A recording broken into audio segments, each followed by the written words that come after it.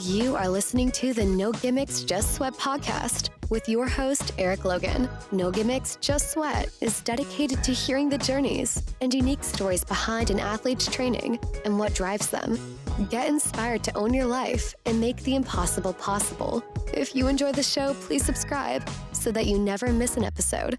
Also, please take a few seconds to rate the show and drop me a review. Now, let's get started with the show. Hello, and we are welcome to the show. Alex, how are you doing today? I'm doing great. How are you, Eric? I am wonderful. It's been a long day, but I am doing awesome. Well, thank you so much for having me. I'm excited to chat with you today. Oh, yes. Thank you for being on the show. Glad to have you here. So I've been following you for a while, and I know a little bit about you, but I want to know a little bit more about you and to give the listeners a little bit more information about you as we kind of go with the show. So I'm going to throw out some rapid fire questions for you and, answer them first thing that comes to mind. Okay. Sounds good. Let's do it. All right. Morning runs or evening runs? Morning runs. All right. Group runs or solo runs? Group runs. All right. Run on the road or run on a trail? Ooh. Leaning more towards trail lately. Okay. Run on the treadmill or run outside? Outside, always. Okay. Again, you'll be surprised. There's some people that like, yeah, I prefer a treadmill. I mean, even the dead of winter, I'm outside. Oh, okay. See, a runner at heart. I love it. All right. Favorite race distance? Ooh, half marathon. Okay. First thing you do after a race? Go to brunch. Your dream race to participate in? That's a hard one. I'd say the Paris Marathon. Okay, that's a good one. If you can go on a run with any celebrity, dead or alive, who would it be? I'd say Emma Coburn. Oh, okay. Good choice. All right, last one. Your dream location anywhere in the world to go for a run? I want to say along the coast of Spain. Oh, okay. Like a trail run along the coast of Spain. A friend did it a few years ago, and just how she described it was magical. And I'm like, I need to do that. Oh, that's actually a good one. A lot of people say Europe, and but just specifically Spain. Okay, that's a good one. Okay, all right. So as we get started, as always, we want to kind of hear about your story. Not just who you are, where you're from, what you do, but how you got to where you are today. And I always kind of equate it to look at it as your origin story if you were a superhero. How did you become the athlete that you are now? Yeah. I've been an athlete my entire life for the most part. I was one of those kids that probably my mom would say even before I was born, I didn't stop moving. And that she had never been kicked so many times in the stomach while she was pregnant with me. And was one of those kids that was born with the umbilical cord wrapped around their neck several times just because I wouldn't stop moving. Wow. And that really hasn't stopped for the past almost 36 years, I guess. My mom was a dancer, and she put me in dance classes at like age 2 as something fun to do. And just because I was crazy. I definitely was a crazy kid where I was always on the move, always going, always trying something, had absolutely no fear as a child. So I really just needed something that would get me moving, get some of that energy out, but also teach me discipline. So I started doing ballet around age 2. And after that, once I got to school, really started getting involved in other sports, swam every summer, played basketball, played soccer, and really anything that my community offered for the most part, I tried, except for baseball and softball. I could never, for some reason, never got into those, but played all those sports. And in the winters, we would go skiing a lot as a family, and I always just loved being up on the mountain. That was like my happy place. Okay. And yeah. Okay. So,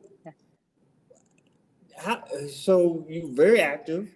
You know, as you know, you said as a child you were adventurous. Let's put it Yes. like you were very adventurous. That's a very good way to put it. So I know one of the things you've mentioned in the past is that, you know, you kind of started out with skiing.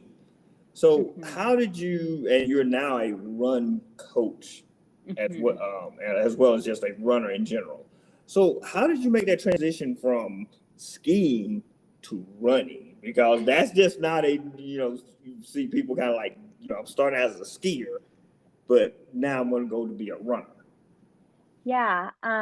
I kind of finished up my skiing career in high school, and after that, I was 18. I had spent the past 4 years really just being skiing year round, competing, traveling. It was crazy. And I wasn't very good compared to like some of my friends and some of the other people. I loved what I did. And I always kind of compare, and a friend said this a few weeks ago, and I was like, that's the best way to think about it is I picked up skiing or really got involved in skiing because I loved it and had my cool runnings moment of where like I was like, I can do that. It's fine. Let's just go try it and see what happens. So after high school, I kind of went from living in the mountains of Colorado to then living in the desert of Arizona.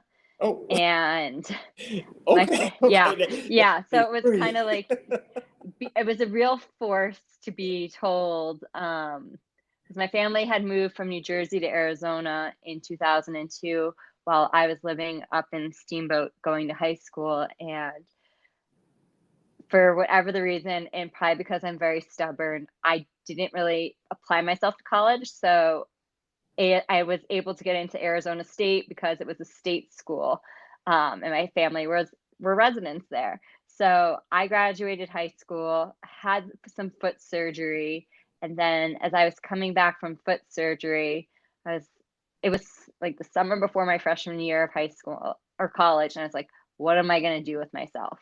I wasn't planning on playing any sports at that point in college. I really didn't want to be at college. I wanted to still be in the mountains skiing, and I just started running. I mean, and I kind of had been running for dryland training before, but at that point, my dad was really into road biking, and Arizona and Phoenix has a huge road biking community. So I just started road biking with him and really fell in love with road biking and just being out there. And I would run from time to time. Probably then it was a little bit more on the treadmill than it was outside, just because Phoenix in the summer is a little unbearable. But it wasn't until after I really graduated college, and I played only intramural sports in college, New York, and it was 2007. I was an intern making $10 an hour doing PR, and really couldn't afford much else. Right. And Exactly. a pair of running shoes were what I could afford. And so I just started running around the parks, running around the trails. I knew of the New York road runners, but I was so intimidated to go and run with them.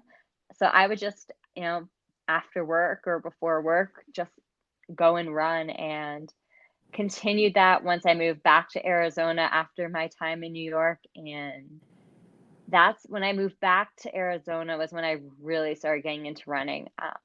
I think part of it is I love competition. So signing up for a race sounded like fun. Plus, I love to travel. So I was like, I'll go do a 10K in San Diego and spend the weekend with my friends there. And then two of my friends, and one who eventually became my business partner, they convinced me to run my first half marathon. The three of us ran our first half marathon in Vegas. They're like, let's go to Vegas and we can hang out in Vegas afterwards. So that eventually, then they also convinced me to move back to Colorado. And at that point, we were doing a ton of running.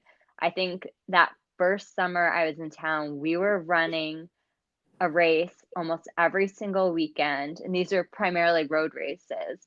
And then during the week, we would go to the restaurant and bar run clubs after work because they were our happy hours, or we'd go for like a gossip run after work on a Monday night and then make dinner and watch The Bachelor or Bachelorette. And running, it was just something fun and social to do. Right. And we were all in our late 20s. We weren't making the most money, and running's the cheapest, most expensive sport out there. Yes, it is.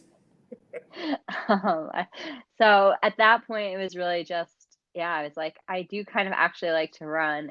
And a few years after that, Courtney and I started a run club out of running and eating brunch on the weekends because that's what we were doing. We wanted to make more friends. And I think for me, at least, something I've always loved and why I love group running is because I've always been a part of a team growing up. And I like some of my high school friends from my ski days are still some of my closest friends to this day. And whenever with them is picking up, like nothing's has changed. Like we're 18 again, and we like to go out and do and just have fun. And it's that same thing, I think, with group runnings and run clubs where you really get that sense of belonging and you get your crew, and it just feels so great to be out there sweating together. Okay. Well, now let me ask you this. Do you miss skiing now that you are a runner? I do, but I still ski a lot. I think that's one thing where I've learned. I've tried several times to marathon train, and I have marathon trained through the winter. I think my hardest thing always is that I then have to figure out how to get my long runs in because I also want to ski 2 to 3 days a week. Okay. So it's been in the past, like really finding that balance of, do I ski these days? Do I ski those days? And what am I running those days, and finding where I'm doing what. And I think skiing is also just great cross training for running. Other people might disagree. I know some people probably think it's crazy to be like, you're gonna go ski and what happens if you fall?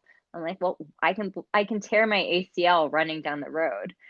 It could happen anywhere. Right. Exactly. And I think especially as I've gotten older, just making sure that my training is enjoyable. And I'll just always, I think this is why I love playing sports. I want to be a multi-sport athlete.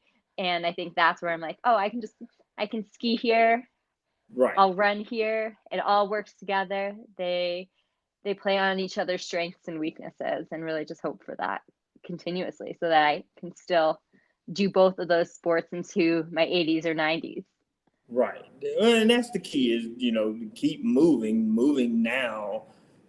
That kind of builds up, you continuing to move as you get into your 40s or 50s or 60s, 70s, 80s, 90s, and beyond. Yeah. This continuous movement. Yeah. All right. So let's talk about training. Yeah. What does a week of training look like for you? So right now I am starting marathon training. As with many people, a race I was supposed to run in 2020.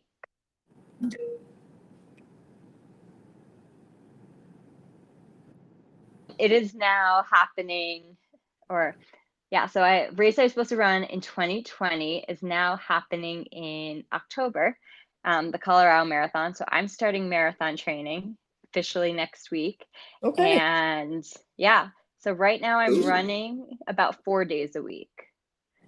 And so I usually run on Tuesdays, Thursdays, Fridays, or Tuesday, Thursday, Saturdays, and Sundays. I try to bike on Wednesdays and Fridays, and then I'll throw in some strength and HIIT training. Okay. Like good. 3 to 4 days a week. Good. Strength training, good. Oh yeah. I I'm feel like giving it's you so a thumbs important. up on that. Yes. It's so important, and I think especially as a woman in my mid 30s now, I'm like, I can't run and recover the same way I used to in my 20s, and strength training makes all the difference in the world and really helps with that injury prevention.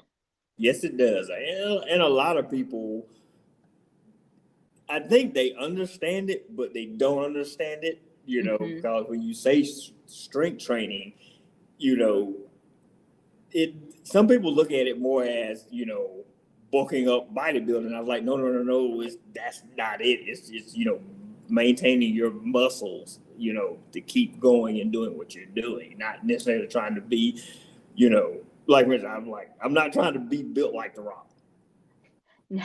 you know, Yeah. but I want to have strong muscles to carry me and, help with my endurance and stamina. Mhm.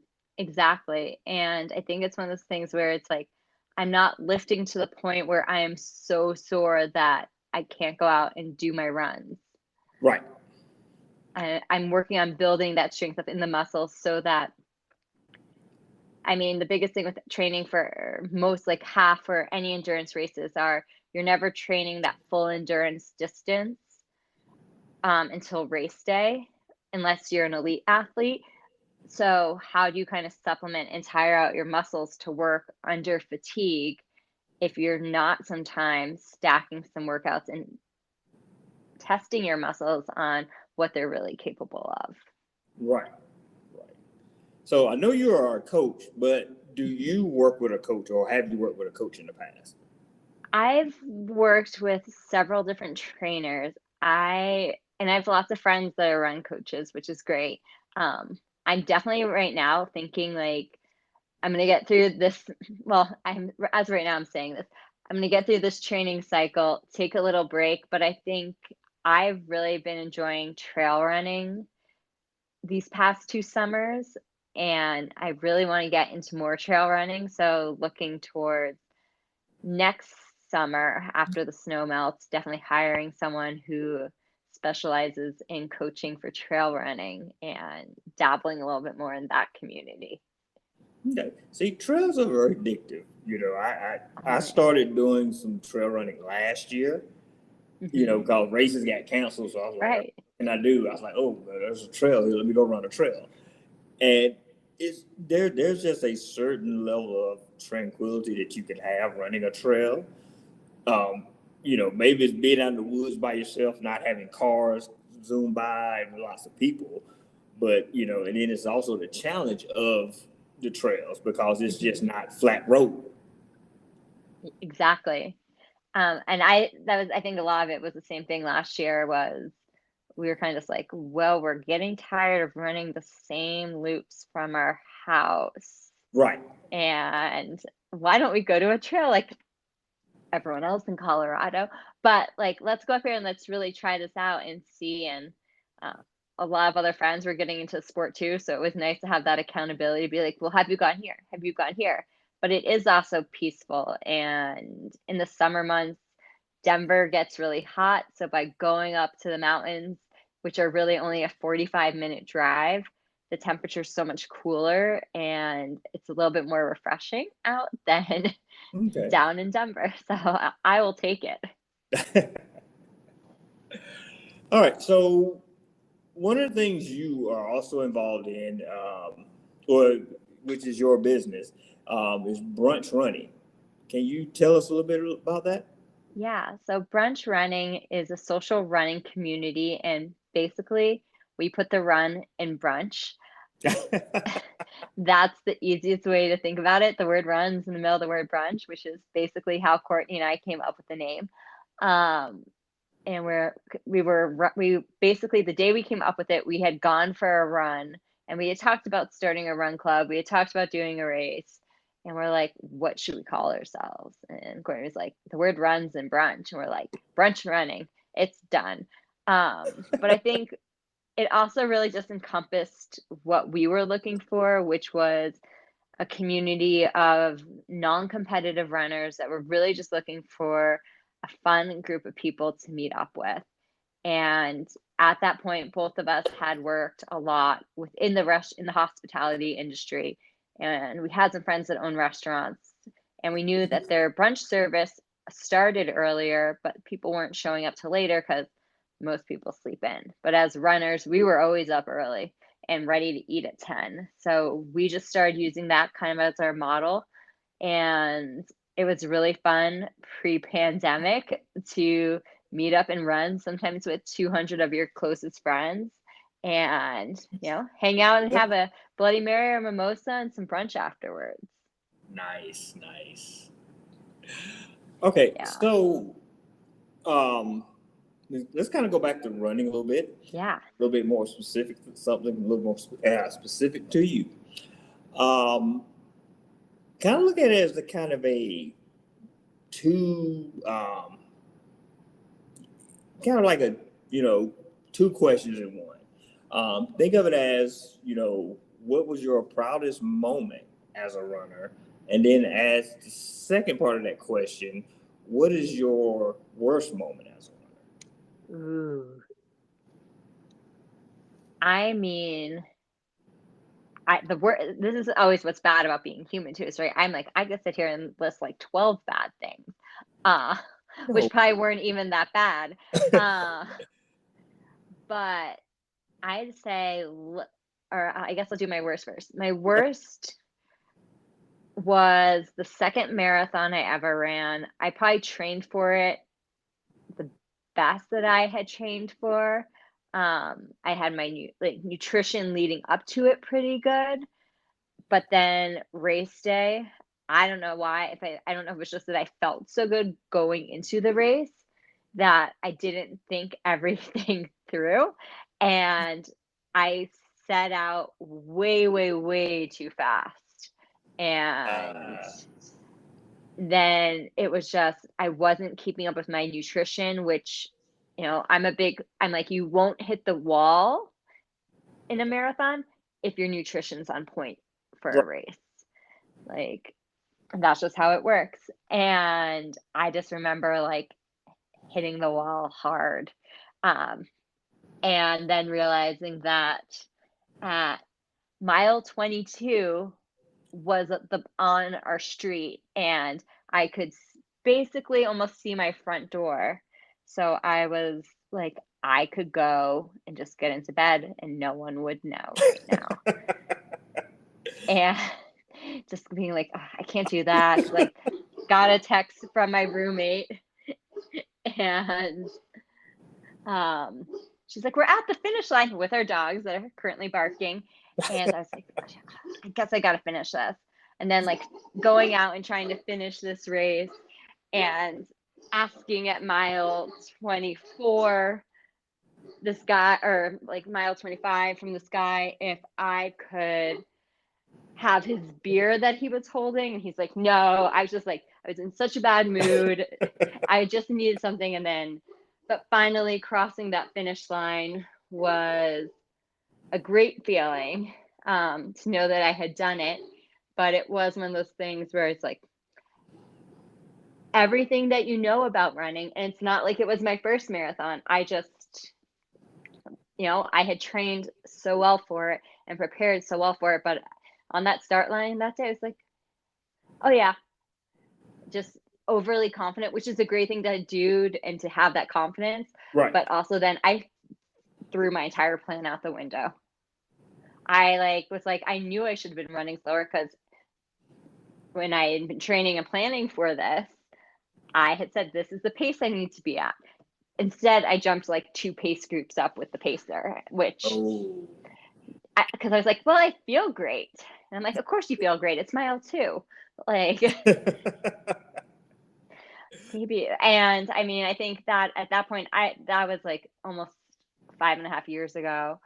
And I think brings to almost tie into one of my greatest running moments, which there's 2 that are kind of tied for it, and both happened this summer, where I haven't run a 5K race in a while, and went out and ran a 5K race on a Friday night about 2 weeks ago.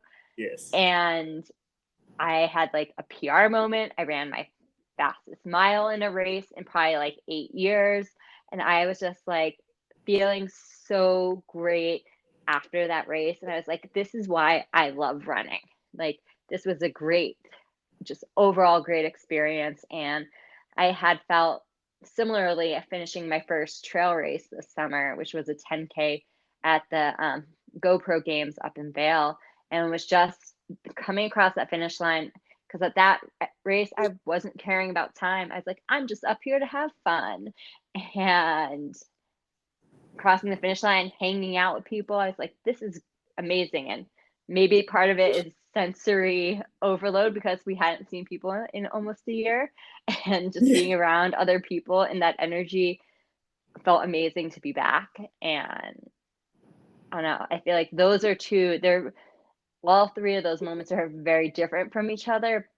But I think all of that, especially now being 35, looking at running, just taking it in from a whole new perspective of running should be fun no matter what distance you're training for. And also, I think now that I am a coach myself, really understanding that slow, steady process, and the fact of the matter that most runs are going to be at a slow recovery pace, and you need to figure out how to make those slow, easy runs enjoyable. And if it's sightseeing during them, whatever, that you're really just having that fun time and a good time out there. Yes, definitely. See, with running, you can enjoy the scenery a lot better than you can skiing, where you're just flying by. I mean, that's why I really think like trail running's great. And also, I'll use running probably for the rest of my life as an excuse to travel. I ran my first marathon in Nashville right before my 30th birthday, and I was like, I want to go to Nashville for my birthday. And then I was like, I'm gonna look up this marathon and see. I haven't been there, and it was a great way to see the city. And I still do, whenever I go visit someplace new, it's one of the first things that I do is go for a run in that city, because I'm like, how else are we going to figure this out? Like, I was on a cruise with my mom a few years ago, and we were going through Germany, and I got to go for a run in the German countryside, like along this river, because that's where our boat parked. And I'm just like, everyone else on the boat's like in their 60s having their grand old time, and I'm just like, I'm going for a run. See you guys later. Well, that's the thing with running. Even here in Atlanta, I've discovered like new restaurants, new businesses just running, that I wouldn't have noticed, riding by in the car. Oh, yeah. I think that's one of my favorite things.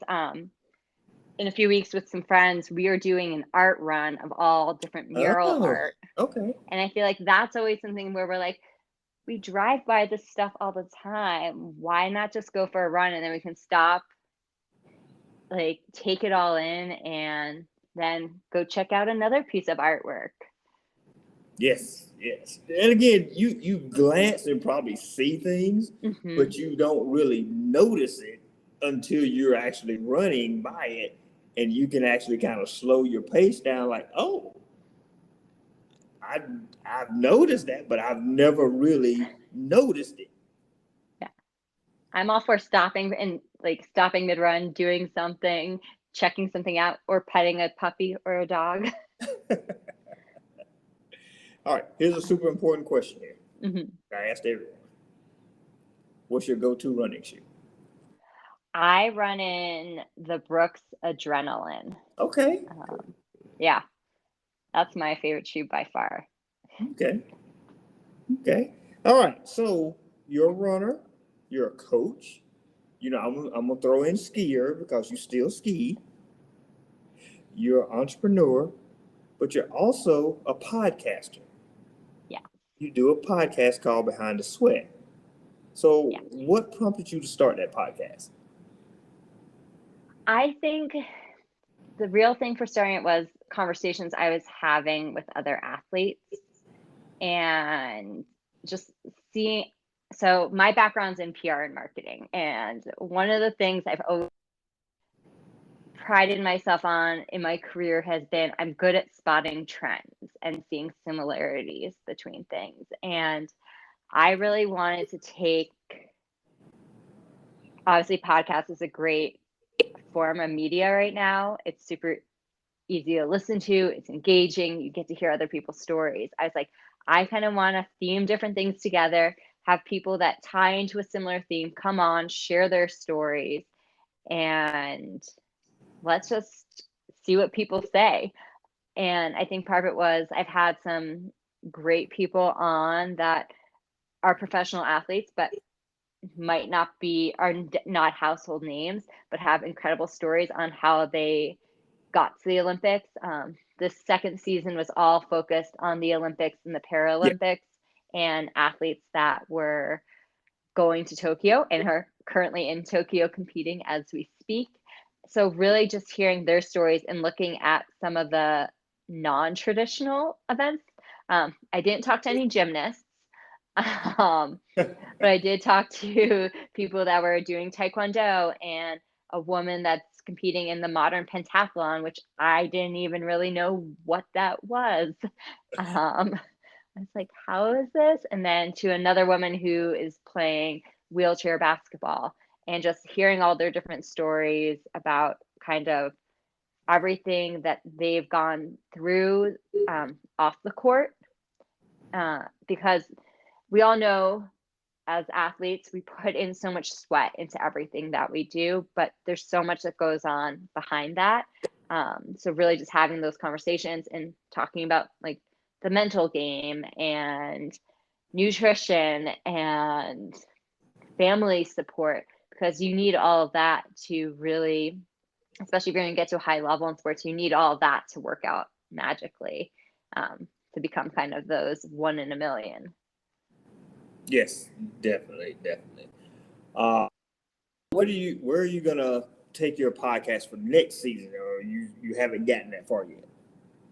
I have a few ideas. I'm trying to see which one I'm going to go with, but I'm not too sure. But maybe I'll ask you for your opinion. I'm like, there's one thing I've definitely noticed with among some of my friends and some other people there's a lot of athletes that have turned to entrepreneurs and have built some amazing brands, and really kind of exploring how the foundations of being an athlete change or prepare you for business and entrepreneurship, looking at that, but also that, and this is probably just because it's a school year, and I'm also been talking with a lot of friends whose kids are now school age and starting to explore sports, but really just looking into childhood athletics and talking with some experts on why to put kids into sports, why not to put kids into sports, and kind of just looking at especially high school sports, what is the nitty gritty of it, and how as society can we do better, and talk with some athletes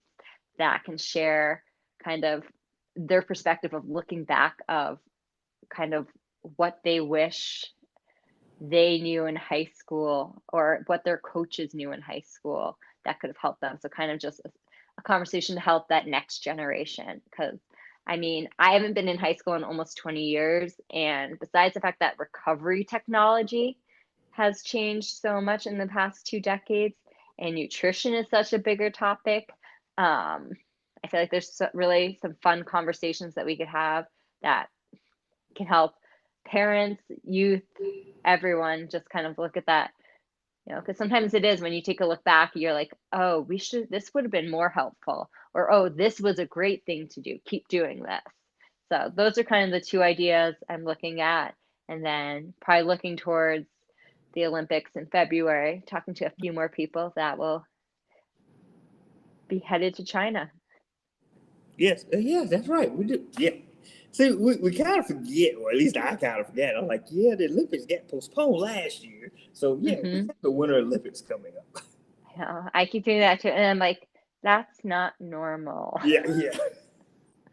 I mean, it used to be normal, but now then we got used to it not being normal. Right. Exactly. So I'm like, all right, I'm like, maybe we'll talk to some winter athletes. And Yeah. Well, and let's kind of lead into something you just said. If you can go into a time, if you can take a time in your younger self, what would you tell yourself? If I could, my younger self. Yep. If you can go back in time to your younger self, what would you tell yourself? I would say, yeah, stand your ground and don't give up on what you truly believe in.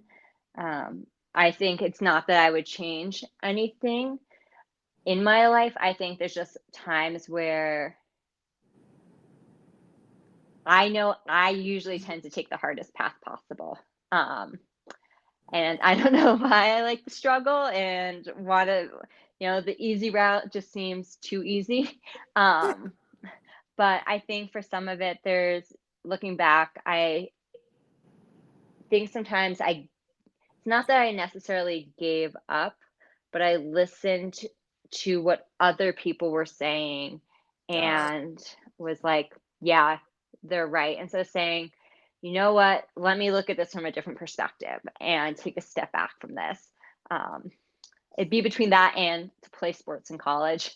I think that was something for me where I have amazing friends in college and I wouldn't change anything from that, but that I would have gotten involved in my college's one of the sports teams, and that I should have at least gone out and tried and gone to a tryout. But I didn't. But yeah, I think those are just that's the only places where I'd go back and be like, don't give up on this, even though I think, I still found my way back to sport. Okay. All right. So what's a non-running fact about you that most people don't know? Trying to think. I'm like, I share a lot of stuff. So I'm like, everyone for the most part knows I love chocolate and pizza. Trying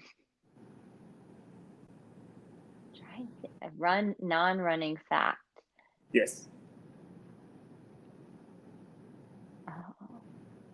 I would say that I went on point in ballet when I was 10 years old, and it was one of the coolest things ever to be on point. But yeah. So know about that you're trying to master the art of pancake flipping? I mean, besides, I am really trying to figure that out and like perfect how I make pancakes. I just don't think that's too secret for anyone anymore. That I really practiced pancake flipping for a few days, and that I couldn't even participate in our spatula toss because I broke my spatula and in a cooking accident leading up to it. But I mean, I love to cook, so that's something where anything cooking. I mean, I jumped on the bandwagon last year, 100% of learning how to make your own sourdough. Definitely did that. Waiting for fall so we can start making bread again. So if people are wondering, like, where did he come out the blue talking about pancake flipping? Oh yeah, it's a recent post. Yeah. That's why. Yes, we're finishing up the playoff of the Olympics at bRUNch running. We did the bRUNch Olympics for 17 days. There are different challenges between running and cooking competitions, and one of them was pancake flipping. I will say my pancake flipping skills were not the best. We had some other people that did really creative things. Like one girl was able to made mini pancakes and like flip them into her mouth. And I was just like, well, I hit the ceiling.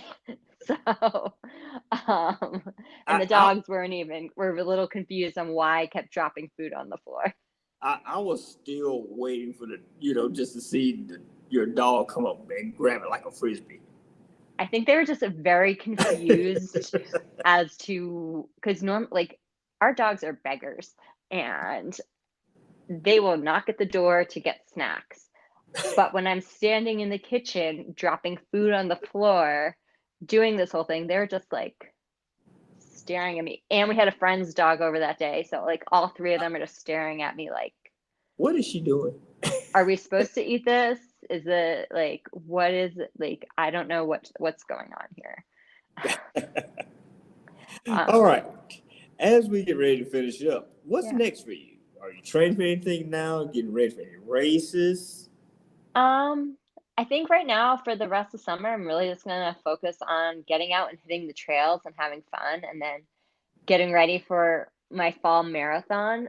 But honestly, I'm looking forward to taking a vacation in November, Okay. and a real vacation, and being completely out of touch and just taking some me time. Because I think for me, that's the biggest thing I'm looking for right now, is creating more space in my life, because I busy, going. And right now I really just need some space in my life and want to leave room for magic and opportunities and new things and see what happens next. Awesome. Alex, thank you for being on the show today. Thank you so much, Art. This was so much fun to chat with you and not just connect over Instagram. And I appreciate you so much. And you have done such an amazing thing by creating this podcast and the community with it. Oh, thank you. I appreciate that. And also, everyone check out her podcast, Behind the Sweat. Yeah. So if people want to get in contact with you, how can they do so? The easiest way is probably Instagram. I'm just Alex Weissner on Instagram. Yeah, real original with my name. So, well, at least I'm you're there. a lucky person that can get your name. Yes.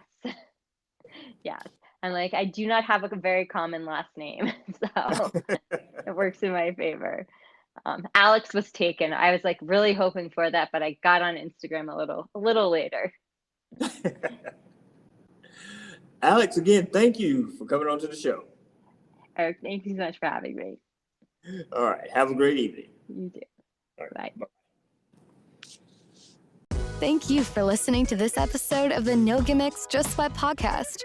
We really appreciate everyone who tunes in each week. If you enjoyed today's show, please support us by subscribing, rating, and reviewing the show wherever you listen to podcasts. And remember to tell your friends about the No Gimmicks, Just Sweat podcast, so we can continue to have awesome conversations with everyday athletes just like you. Until next time, have an amazing week.